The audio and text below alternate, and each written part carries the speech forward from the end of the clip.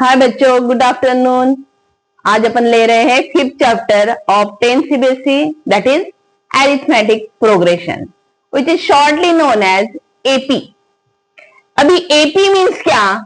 तो ये जस्ट एक सीक्वेंस है जिसमें एक टर्म के बाद second term, third term, fifth, fourth term, इस तरह अपने को टर्म्स मिलते रहते हैं। और ये टर्म्स कैसे मिलते हैं? तो फर्स्ट टर्म में, तो सक्सीडिंग टर्म में अगर अपन कुछ क्या किया जाता है, एक नंबर ऐड सब्ट्रैक्ट करते हैं तो आगे का टर्म अपने को मिलता है।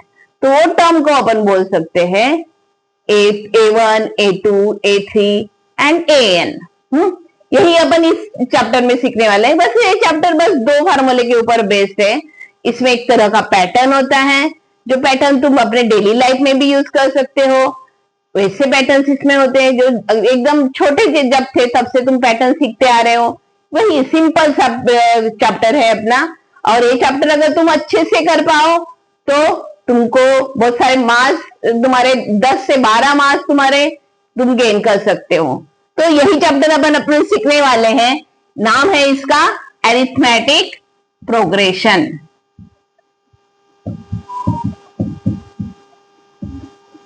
जिसको अपन शॉर्ट में बोलते हैं एपी।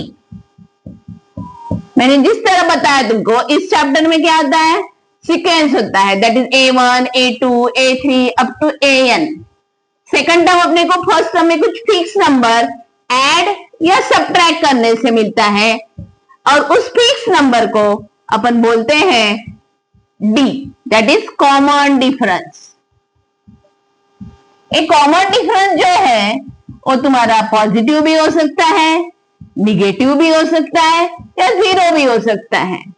तो किस तरह तुम्हारा ये फार्मूला बनता है? ये फार्मूला बनता है तुम्हारा first term that is A1, second term A2 and last term that is AN।